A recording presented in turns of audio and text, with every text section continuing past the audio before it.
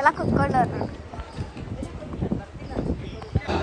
Finally ನಾವು mask card collect ಮಾಡ್ಕೊಂಡು don't look at my face. So ಇದೆಲ್ಲ ತೊಗೊಂಡಿದ್ದೀರಿ.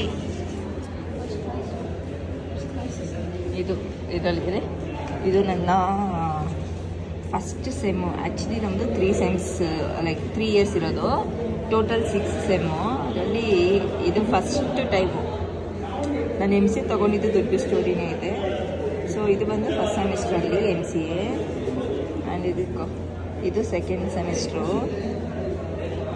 And this is third semester. And this is fourth semester. And ಇದು 5th. And ಇದು ಬಂದು 6th. Great ಅಲ್ವಾ?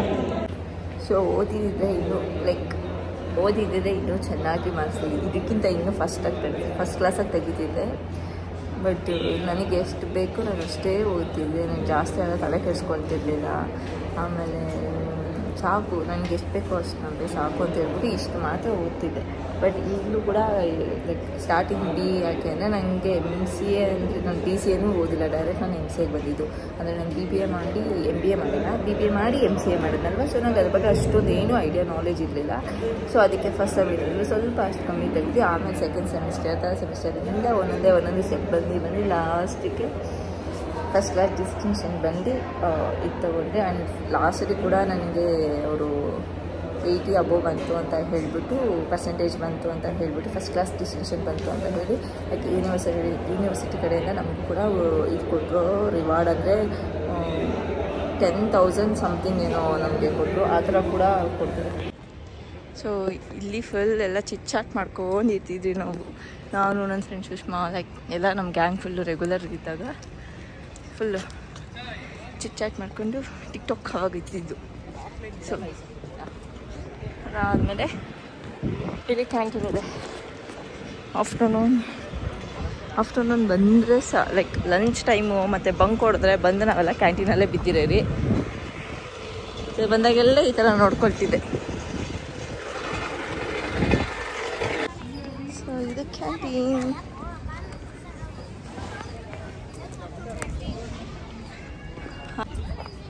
Afternoon ಆಯ್ತಂದರೆ full ಕ್ಯಾಂಟೀನಲ್ಲಿ ಇರ್ತಿದ್ವಿ. ಈ ದೇವಸ್ಥಾನಕ್ಕೆ ಒಂದೇ ಸಲ ಹೋಗಿರೋದು ನಾನು. ಒಂದೇ ಸಲ ಒಳಗಡೆ ಪೂಜೆ ಹೋಗಿದ್ದೀನಿ. ಒಂದ್ಸಲ ಅಲ್ಲ, ಅವತ್ತು ಲೇಟ್ ಆಯಿತು ಅಂದ್ಬಿಟ್ಟು ಕಾಲೇಜ್ಗೆ ಬಸ್ ಮಾಡಬೇಕು ಅಂದ್ಬಿಟ್ಟು ಹೋಗಿದ್ದೆ. ಅದರಲ್ಲಿ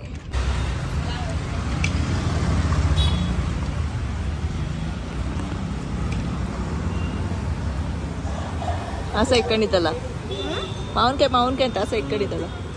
ಇನ್ನೂ ಜಾಸ್ತಿ ಹಾಕೊಬೇಕು ಖಾರ ಅಲ್ಲ.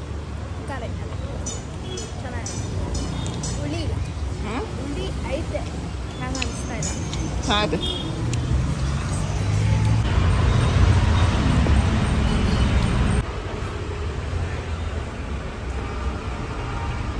ಸ್ವೀಟ್ ಅಂಗಡಿಯಲ್ಲಿ ಸ್ವೀಟ್ ತಿನ್ನೋ ಬಂದ್ಬಿಟ್ಟು ಮಾವಿನಕಾಯಿ ತಿನ್ಕೊಂಡು ಸ್ವೀಟ್ ತಿಂತಾವಳೆ. ಅವಳೇನ ಕೇಳ್ತಾವ.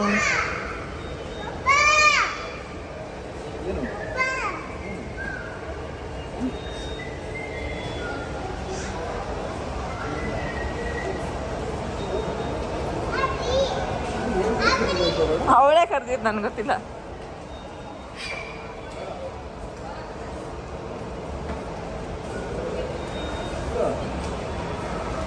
ಕುಚ್ಚ ಮನೆ ಸೀಟ್.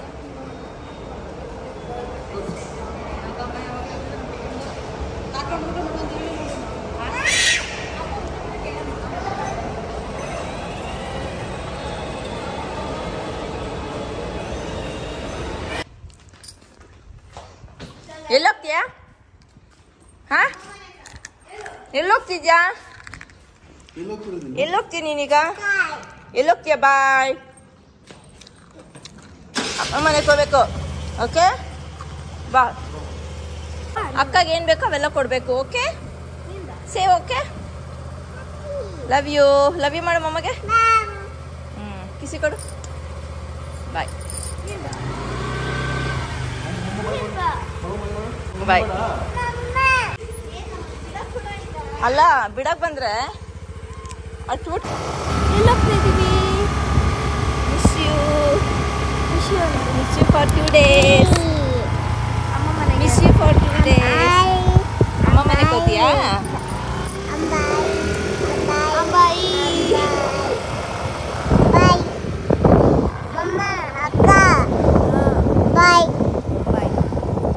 ಖುಷಿಯಾಗಿ ಅವಳೆ ಹೋಗ್ಬೇಕು ಅವ್ರ ಅಜ್ಜಿ ಮನೆಗೆ ಹೋಗೋದಕ್ಕೆ.